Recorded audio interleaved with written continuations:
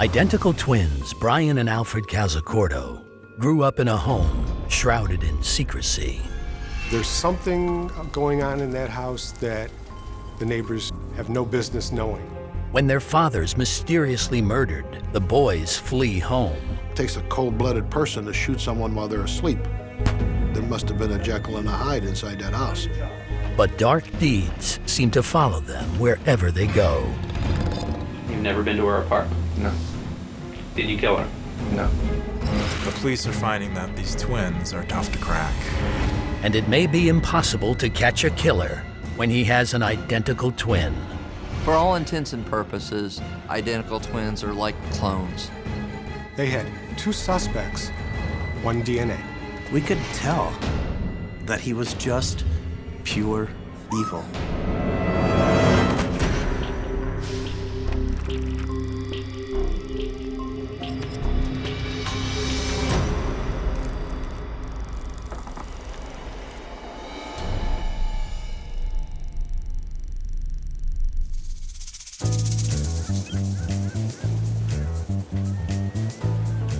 Clearwater is a bustling Gulfside town just 20 miles to the west of Tampa Bay in Pinellas County, Florida.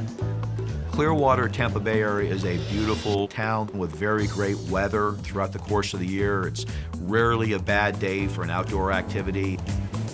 Like most of Florida, it's the climate that draws crowds from the north. People just love to come to the Tampa Clearwater area just to have a good time. But a good time can turn bad in an instant.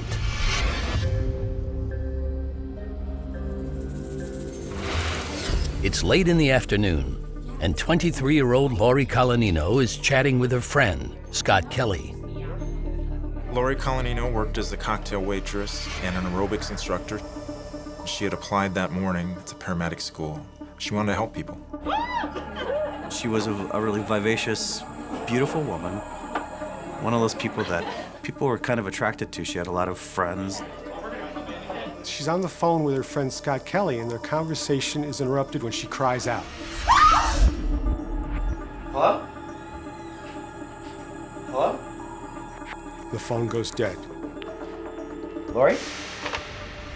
Frantic with fear, Scott Kelly rushes to Lori's apartment complex. When he arrives, the door is locked, and Lori won't answer. Scott induced the manager to get the keys and open Lori's door. They open the door, and what they find it is just a horror story. Where are you? Oh my God. Call 911! And she's lying face down in a pool of her own blood, stabbed 16 times in the chest, in the neck, her throat's been slit. Horrible. It's an unspeakable assault, and the level of violence points to a crime of passion. Police figured the killing was too brutal to be committed by a stranger, yet she didn't have any enemies. This senseless murder will lead investigators to a pair of identical twins who have been on the run from a past over 1,000 miles away.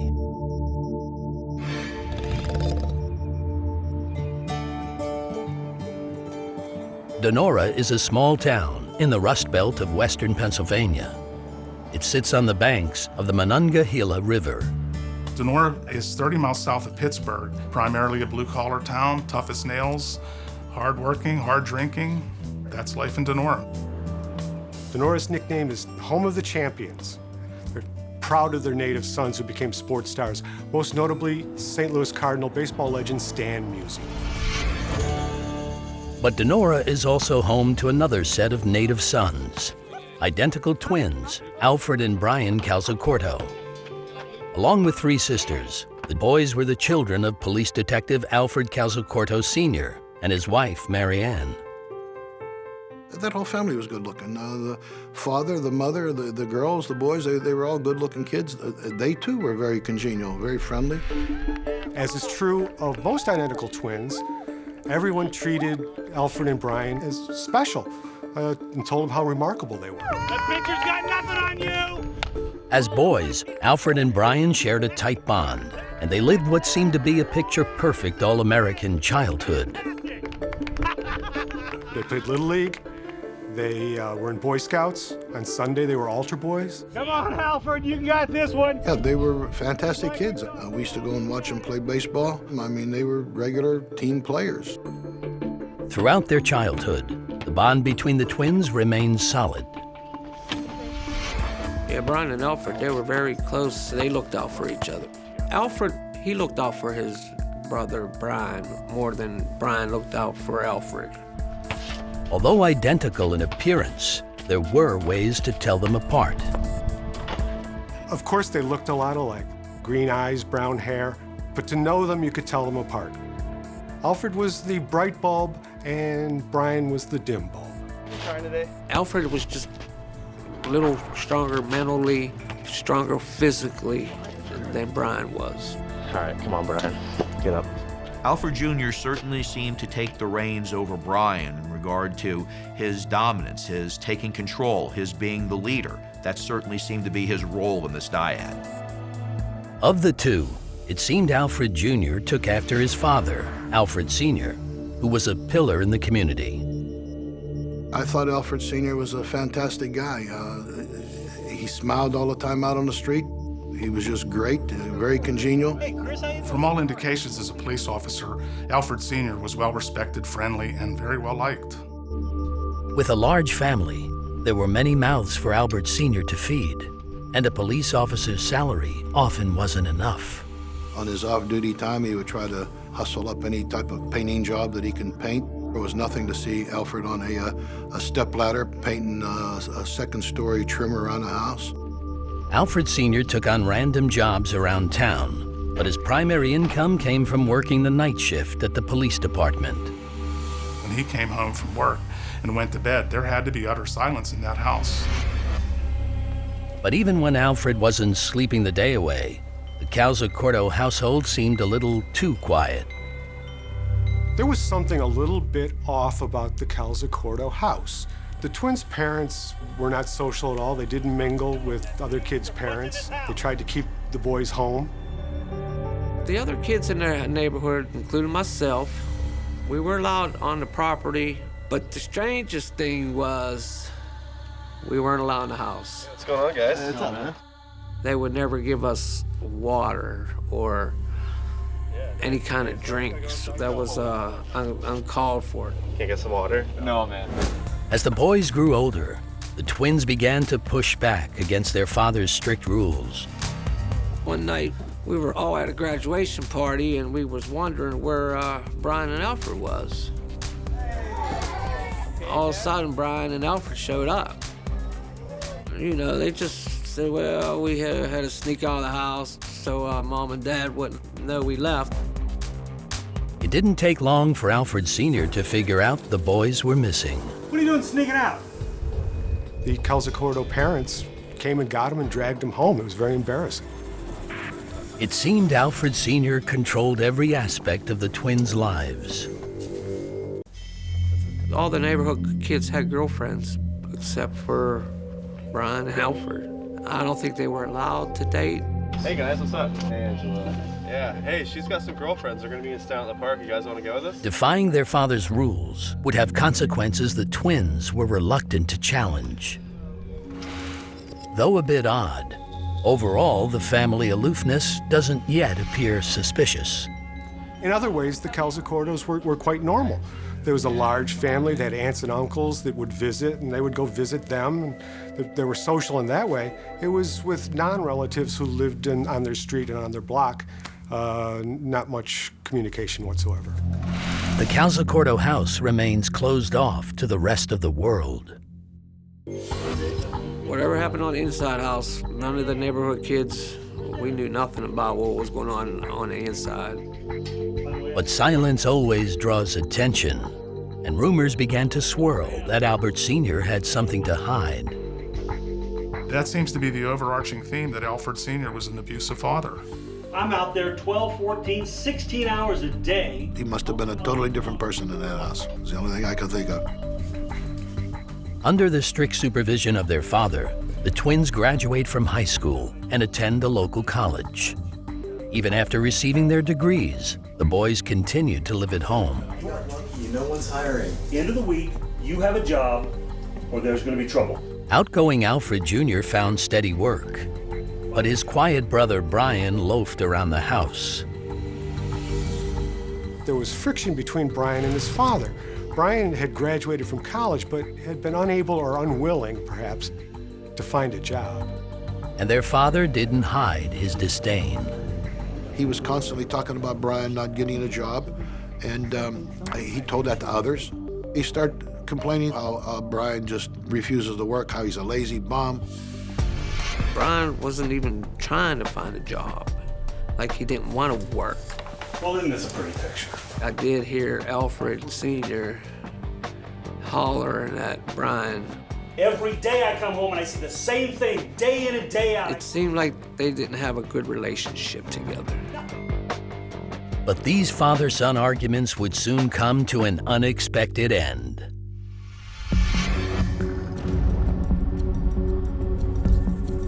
Alfred Calzacorto Sr. had worked the night shift. He came home around 7 a.m. in the morning. He has a brief conversation with his son, Alfred. Then Alfred went to sleep. Alfred Sr. falls fast asleep, and he doesn't move from his bed the entire day. 10 hours after Alfred Sr. goes to sleep, his wife, Mary Ann, comes to wake him up for dinner. You want to get up? Dinner's ready. Honey?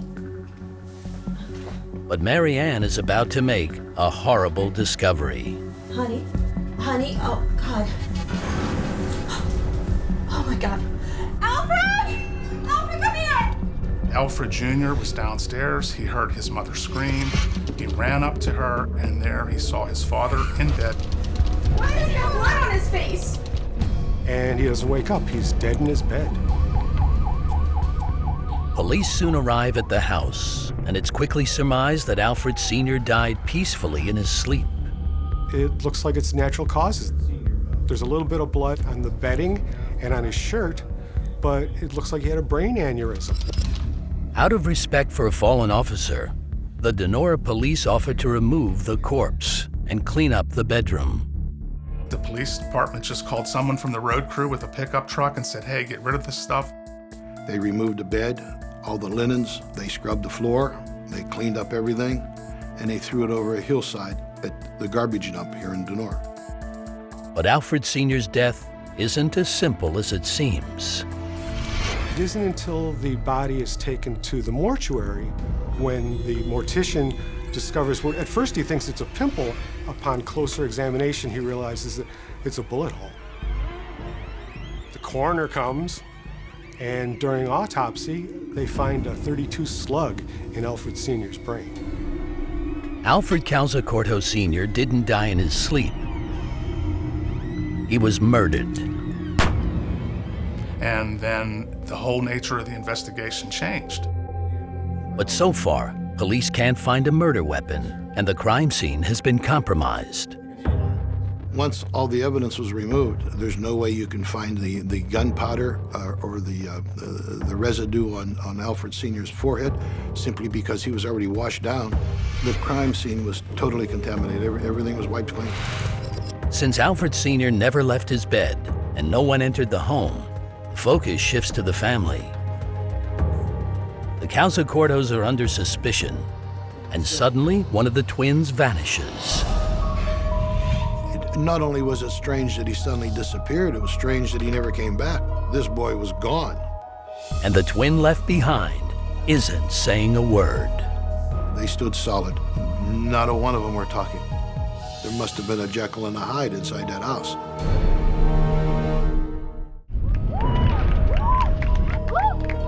Identical twin brothers Brian and Alfred Calzacorto appeared to be all-American boys.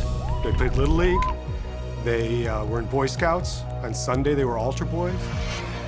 But their storybook childhood has come to a horrible end.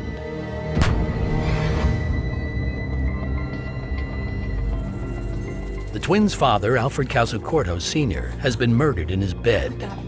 Alfred! Police struggle to put the puzzle together. There's nothing amiss in the home, and there's no sign of forcible entry. So they start talking to the family members. Everyone in the family is under investigation, but one family member stands out. The night of the murder itself, everyone other than Brian was at the house. The daughters were there, Alfred Jr. Brian left on the morning of his father's death. Not unusual in itself because his father's body hadn't been discovered yet. But when he hears about Dad's death, he doesn't come home. Also discovered missing is Alfred Sr.'s personal weapon, a .32 caliber handgun. It's the precise make and model of the gun used to kill him. The police went back to the dump in search of the gun, but didn't find it. Nobody knows whatever happened to the gun. Suspicions rise even higher when Brian is a no-show at his father's funeral. Brian never came back for his father's funeral. Even though the family did tell investigators he was en route home to the funeral, he never showed up. Not only was it strange that he suddenly disappeared, it was strange that he never came back. This boy was gone. In Brian's absence, police begin to investigate his movements immediately after his father's murder. Authorities discovered that on his way out of town, Brian grabbed his twin's ATM card, withdrew $200, and then tried to take out more money in quick succession, but the machine wouldn't give it to him. There was a credit card trail. It told me that the boy was scared and running. As the investigation heats up, Alfred Jr. and the rest of the family close ranks around the missing twin. With the death of Alfred Sr., Alfred Jr., in his dominant role as a twin, now takes the dominant role within the family. And in doing that, he now has to enforce what appears to be the code of silence in regard to the possible behavior of Brian. He circled the wagons, if you will, in order to try to protect his brother. And the Calzacorto's strange closeness is on full display. There's a certain quietness that neighbors had picked up that was perhaps odd, now became full-blown odd. And police realized that something was seriously wrong in this household. The Calzacorto family, they stood solid. Not a one of them were talking. Until a few days later, when missing twin Brian suddenly turns up. His father was buried on Saturday. The next day, on a Sunday, the police chief went to Mass, and lo and behold, there was Brian in church. He called state police, and Brian agreed to go to the state police barracks to be questioned. Now in custody, the police grill Brian about his father's death. He was there for 2.5 hours, but he never said anything. He refused to discuss how his father died. When police question Alfred Jr., he keeps quiet. That's what leads me to believe that there must have been a Jekyll and a Hyde inside that house. How he treated everybody outside the house was one way, but he must have been a totally different person in that house. Did you hurt your dad? Authorities simply don't have the vital evidence they need to catch the killer. I'd like to, but my attorney told me. The weapon was missing, the family was uncooperative, the bloody sheets from the deathbed were destroyed. There just wasn't enough evidence. And the family, led by Alfred Jr., seems to have succeeded at protecting twin brother Brian. Identical twins oftentimes are very protective of their other twin because it's kind of like an extension of their own identity. So psychologically, there's more of a bond, more of a connection, and more reason to want to protect them. And with that, the murder case of Alfred Calzacorto Sr. goes cold, without a single conviction.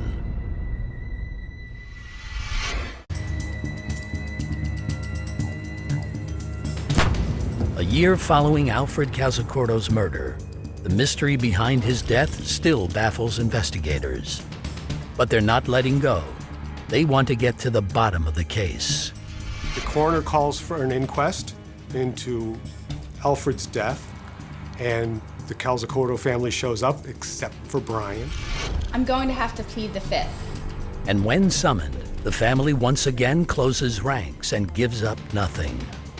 When you cite the Fifth Amendment 131 times at a coroner's inquest, it's an indication of just how private this family was. Does anyone in the courtroom have any information about where Brian Calzacorto is? They did not want to discuss their family laundry. Alfred and his family use the law as their shield. Can't answer that. I'm pleading the fifth. Mom sets the personal record 51 times. She pleads the fifth. One by one, Alfred Jr. and his family stonewall the inquest. And it was surprising to me that they remained as solid as they did. I just didn't think that Alfred Sr. deserved what he got.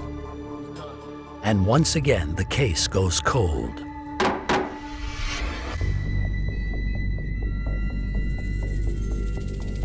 With his father's murder hanging over his head, Brian Calzacorto leaves Donora for good.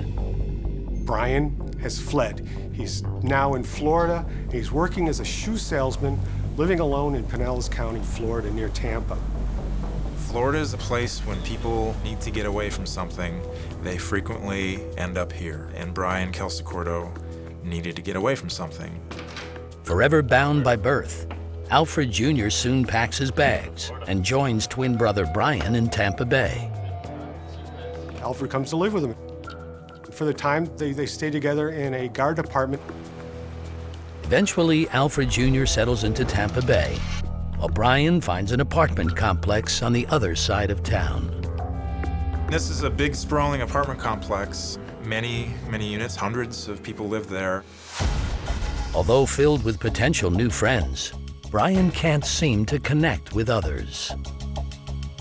Brian, living alone in the Tampa-Clearwater area without his brother Alfred Jr., seems becoming increasingly impatient and restless and unable to really formulate how he's supposed to conduct this new life of his. Living apart from his twin, Brian struggles.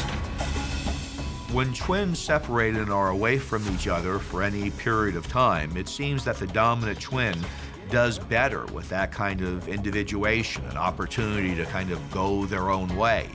But the less dominant or more submissive and more dependent twin seems to have more difficulty making it in the world without that guiding hand of the more dominant twin. But when together, the brothers enjoy their newfound freedom in sunny Florida. Also enjoying the Florida sunshine is Brian's attractive neighbor, Lori Colanino. Lori Colanino worked as a cocktail waitress and an aerobics instructor. Lori was beautiful. She was fit, she was funny and nice, and she was the kind of person that men would like. Lori has many male admirers, and there's one in particular who will get her attention at any cost.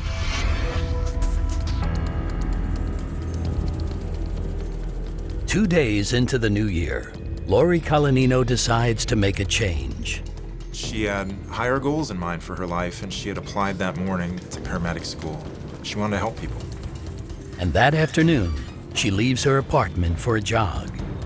Lori comes home from her run, leaves the door open so her cats can come in and out.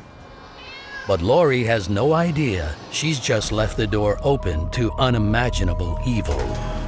And the Calzacorto twins will soon find themselves at the center of another mysterious murder. Could you tell me what happened on this date? I walked in, saw Lori, so I turned her over. I knew she was dead. Identical twin brothers Brian and Alfred Calzacorto have moved to Florida under suspicious circumstances. People come to Florida when they're in trouble, when they want to make a fresh start, so you can easily blend in and sort of disappear. Trouble seems to follow these identical brothers wherever they go, and leaving their past behind isn't so easy.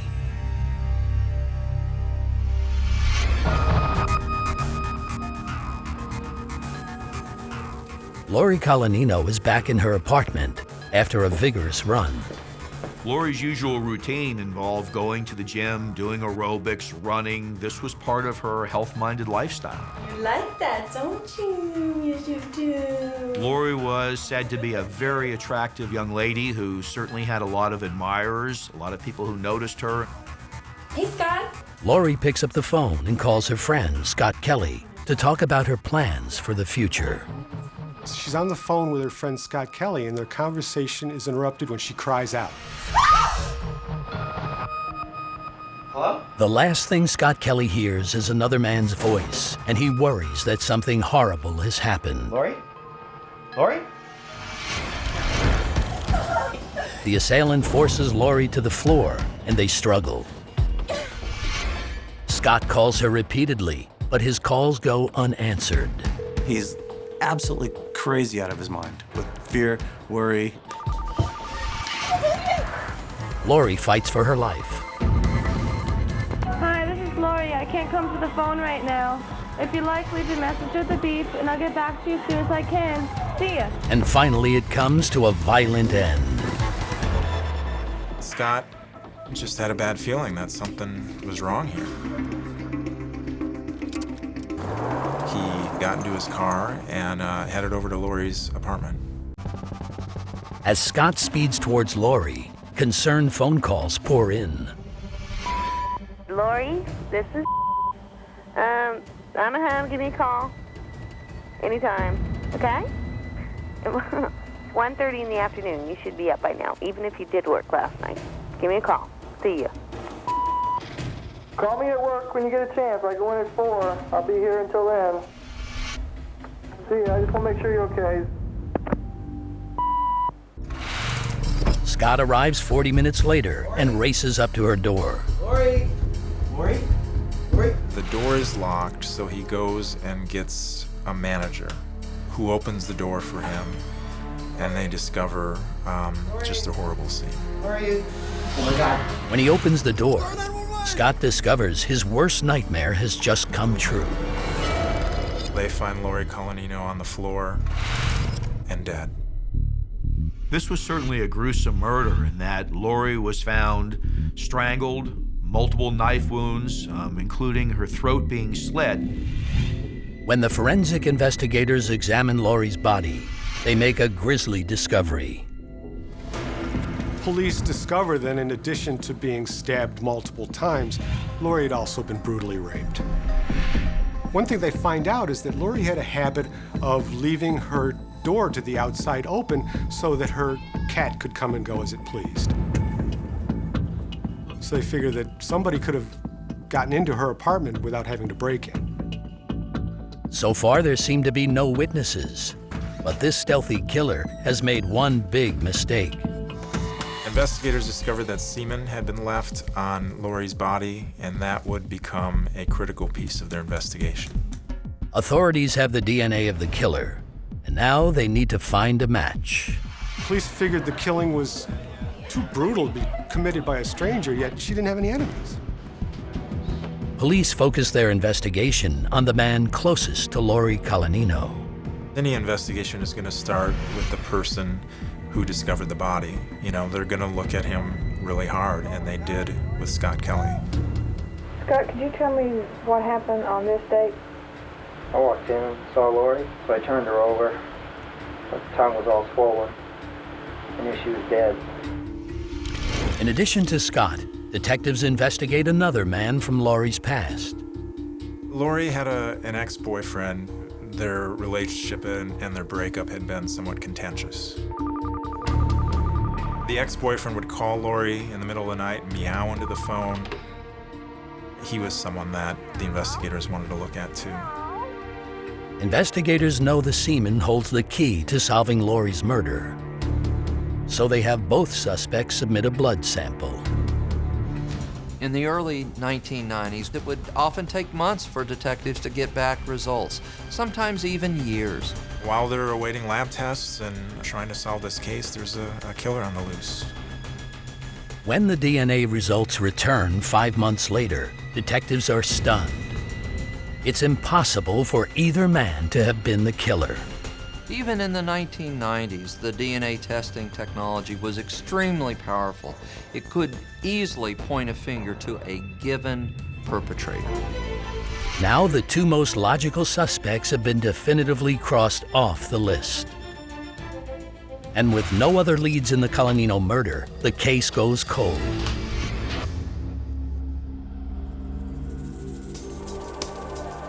It's been 4 long years, and now armed with more detectives, the Pinellas County Sheriff's Department reopens the Colanino murder case.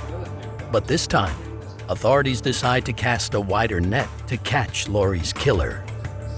The plan by investigators was to lab test every male that lived in the apartment complex at the time of Lori's murder. Police go door to door collecting blood samples. So investigators get 170 blood samples from males that lived in the apartment complex.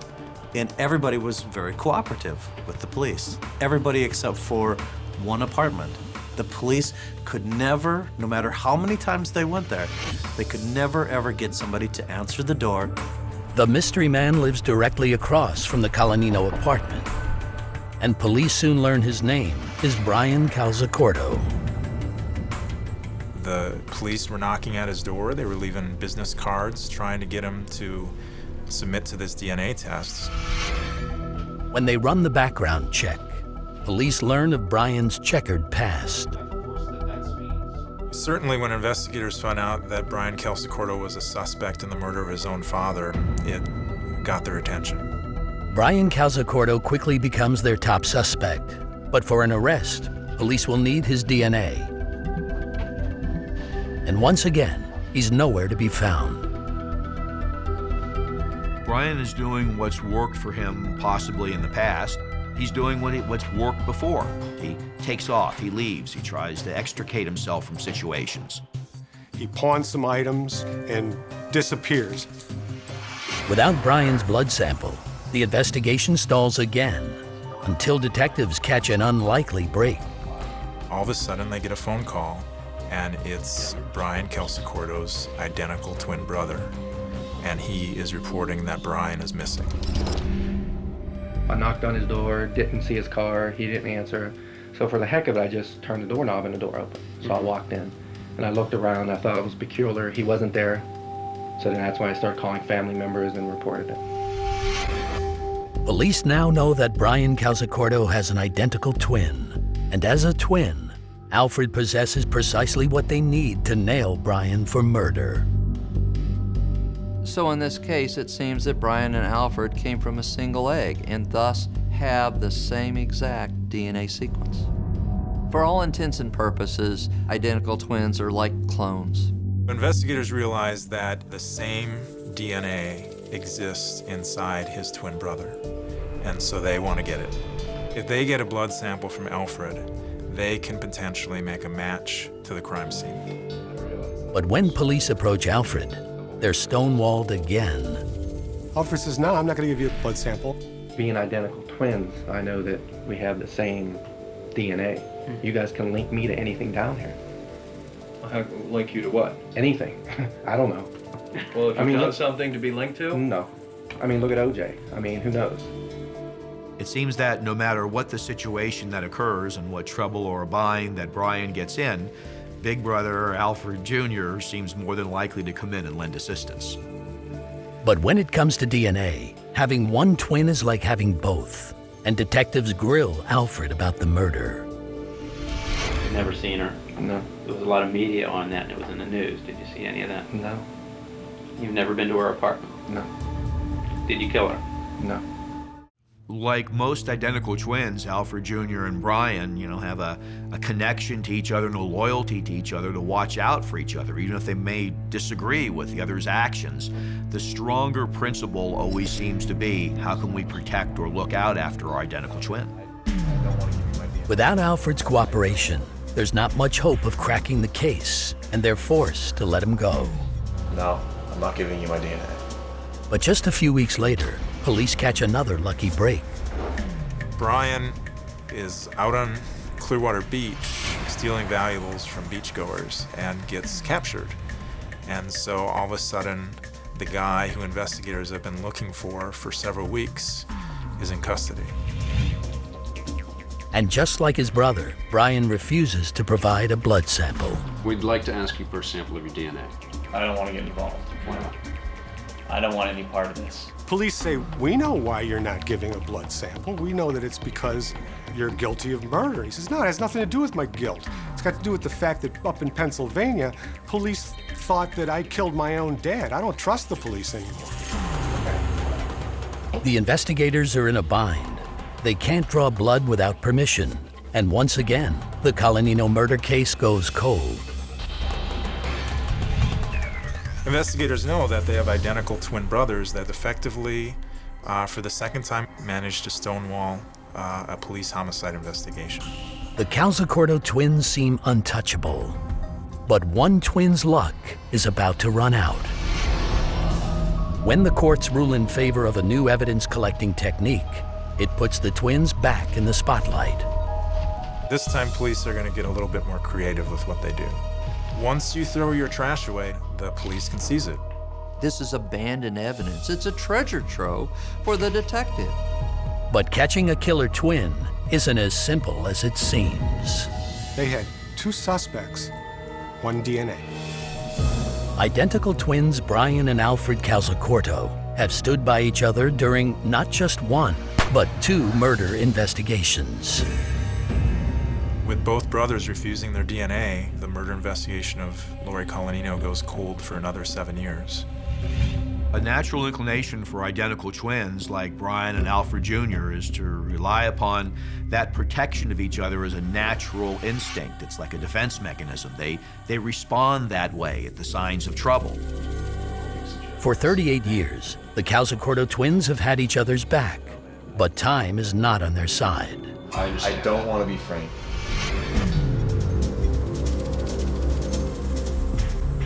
The Colanino murder case has been in an impasse for over 7 years. But the rapidly advancing science of DNA analysis might provide police a way to finally catch a killer twin.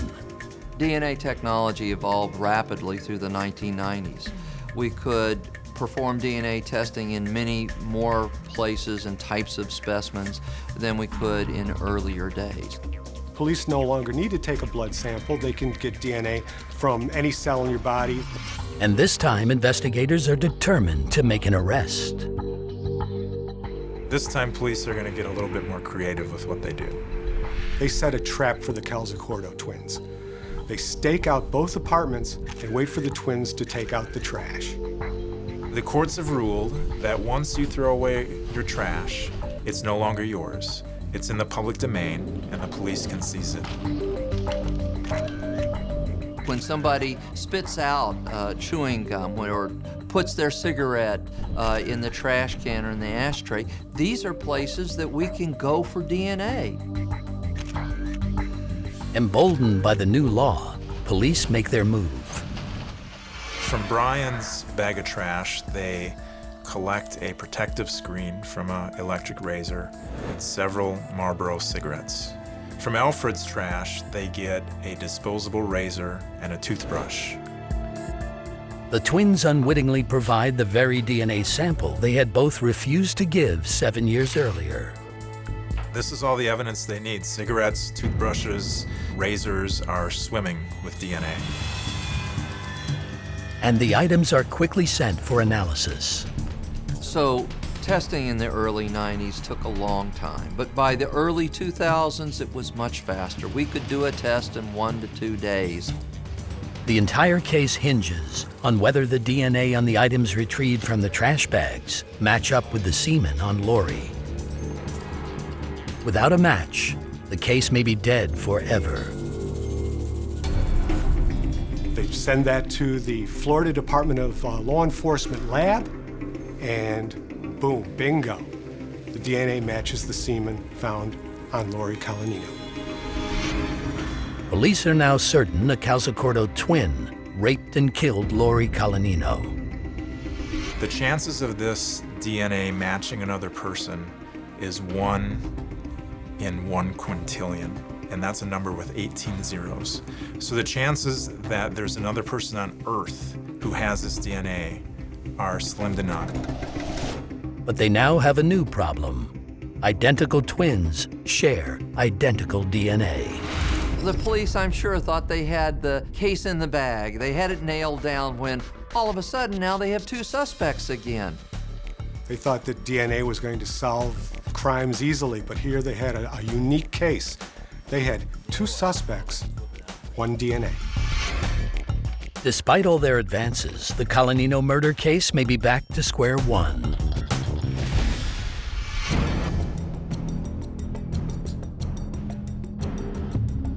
The Pinellas County Sheriff's Department detains and questions both of the Calzacorto twins.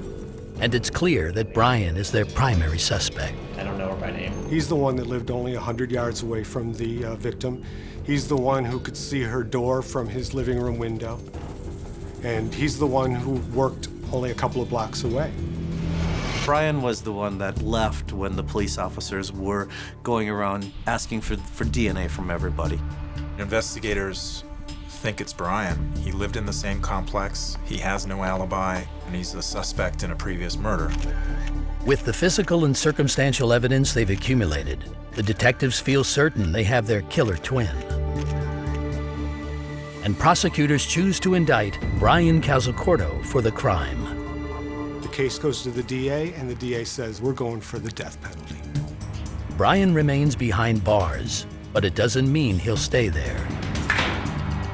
This trial was going to be a trial that was filled with a lot of surprises.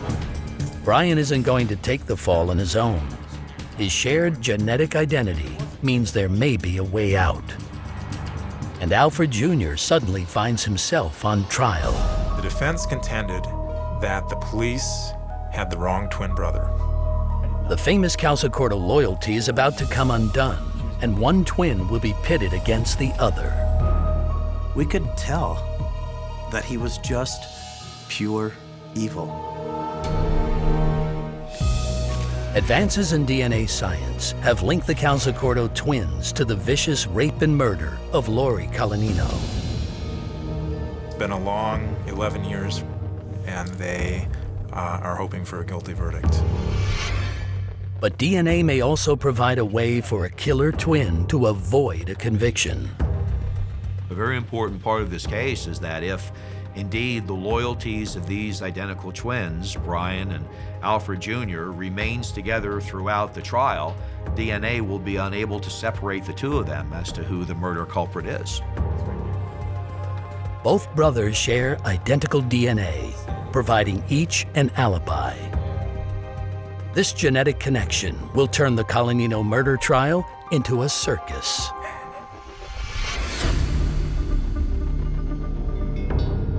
There was a sense of, among all of the jurors, that really this trial was going to be a trial that was filled with a lot of surprises. And they aren't disappointed. The trial judge immediately denies the prosecution a chance to present evidence about the mysterious murder of the twins' father. During the murder trial, Judge Brant Downey kept out testimony involving Brian's possible involvement in his father's shooting death, saying that this would be prejudicial.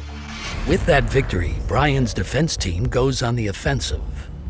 First, they point the finger at Lori's friend Scott. The defense pulls audio from the day of the murder. I found her, and I had blood all over my hands because my shirt was soaked in blood. I went over and washed my hands off in this kitchen sink. I had blood all over them. They tried to pin it on Kelly. It was a shotgun defense. But they can't get around the Calzacorto DNA that was left on the victim. Alfred is the first twin called to the stand. For Alfred Jr., protecting his brother under any circumstance, under any situation, no matter how horrible his behavior was, may be far more important to him than losing him. And in a startling move, the defense team tries to pin the murder on Alfred. Brian's defense attorney grilled Alfred on the witness stand using innuendo to implicate Alfred in the murder. Alfred Calzacorto vehemently denies ever meeting Lori Colanino, let alone killing her. Alfred took the stand, and Alfred said he didn't do it. He said that he was a very respectable person. But Alfred's whereabouts on the day of the killing are under scrutiny. Alfred worked in Tampa, so the investigators went back to that workplace and said, can you provide records that would show that Alfred was at work on the day of the murders? And they said, those records have been destroyed. The defense suggests Alfred had ample time to commit the crime during a lunch break. He was only 20 miles away from the scene of the murder, so he could have committed the murder and could have gone back to his work, and no one would have known the difference. This clever defense strategy pits one twin against the other. The defense was trying to create this element of doubt because there was actually two men that shared the same identical DNA. You have DNA evidence that says that there is a 1 in 1 quintillion chance that it's another guy on Earth who committed this crime. I can get in my car and drive a half hour and find somebody who has that same DNA. And when Brian finally testifies, he follows the defense's lead and blames his twin brother. All I'm saying is that we share the same DNA, and I didn't do it. Brian takes the stand and gives nearly identical testimony. Brian, in an effort to save himself, has actually accused his own brother with the possibility of him now being charged with first-degree murder. All I know is that there's one person who should. Using the twins' identical DNA, the defense team may have created doubt. But Brian still has one big problem. He simply did not have an alibi, and without an alibi, it put him really, in our minds, as a jury, in a huge disadvantage. With damning testimony pointing to both brothers, the jurors are left to pick one twin. But after some deliberation, it's clear they feel uneasy about Brian. Back in the jury room, all of us were picking up on the energy that he had. He didn't really have any expressions at all. He was very emotionless. We could tell that he was just pure evil.